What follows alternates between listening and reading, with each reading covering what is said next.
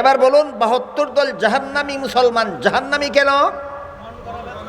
মন গড়া ব্যাখ্যার কারণে। মুসলমান কেন?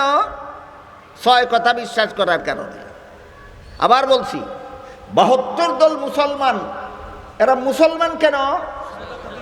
6 কথা বিশ্বাস করার কারণে। জাহান্নামী কেন? এই 6 কথা মন গড়া ব্যাখ্যা মতো বিশ্বাস করার কারণে জাহান্নামী। আর একদল মুসলমান জান্নাতি, ওরা মুসলমান কেন? 6 কথা বিশ্বাস করার কারণে। জান্নাতি কেন? 6 কথার কোনো কথা এরা মন গড়া ব্যাখ্যা মতো বিশ্বাস করে না, 6 কথার সব কথা এরা সহি ব্যাখ্যা মতো বিশ্বাস করে। এবার প্রশ্ন জাগে, তাহলে 6 কথার সহি ব্যাখ্যা পাওয়া যায় কোথায়? সুস্পষ্ট ভাষায় হাদিস শরীফে রাসূল বলে দিয়েছেন, মা আনা আলাইহি ওয়া আসহাবি। 6 কথার সহি ব্যাখ্যা 2 ঠিকানায় পাওয়া যায়। এক ঠিকানার নাম নবীর সুন্নত, আর এক ঠিকানার নাম সাহাবায়ে কেরামের জমাত। এই 2 ঠিকানার থেকে যারা 6 কথার ব্যাখ্যা গ্রহণ করে, এরা সহি ব্যাখ্যা মতো 6 কথা মানে। এই জন্য এদের নাম আহলে সুন্নত ওয়াল জামাত।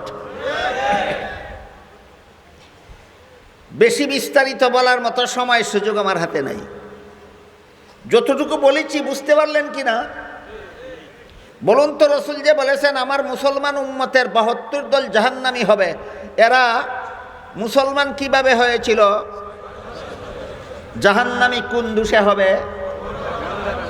একদল মুসলমান উম্মত জান্নাতি হবে, এরা মুসলমান কিভাবে হয়েছিল? জান্নাতি হবে কোন গুণের কারণে? সহি ব্যাখ্যা মতো 6 কথা বিশ্বাস করার কারণে। একটু দয়া করে বলুন তো, সহি ব্যাখ্যা পাওয়া যায় কোথায়? 2 ঠিকানায়। এক ঠিকানার নাম নবীর সুন্নত, আর এক ঠিকানার নাম সাহাবাগণের জমাত। এই 2 ঠিকানার থেকে আমরা ইমানের 6 কথার সহি ব্যাখ্যা গ্রহণ করি।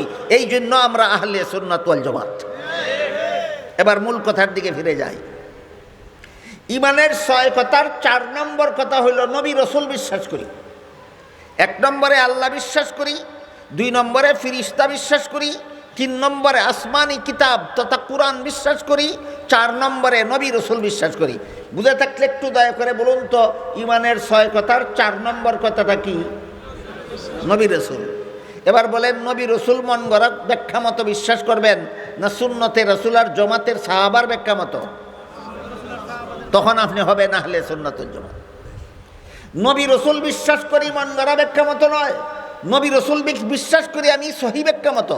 সুতরাং আদমের নিষিদ্ধ গাছের ফল খাওয়া, মনে আছে প্রসঙ্গ?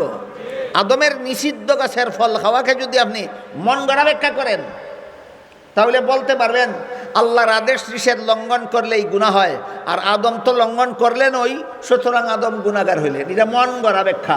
এই ব্যাখ্যা গ্রহণ করলে নবীগণের বেলায় আল্লাহর সামগ্রিক মূলনীতি বজায় থাকে না, লঙ্ঘন হয়। সুতরাং এই ব্যাখ্যা মন গড়া ব্যাখ্যা, এটা নবীগণ সম্পর্কে ভ্রান্ত ব্যাখ্যা। আপনি যদি এই ব্যাখ্যা মতো নবী বিশ্বাস করেন, আপনি মুসলমান কিন্তু নির্ভেজাল মুসলমান নন, আপনার ইসলামে ভেজাল আছে।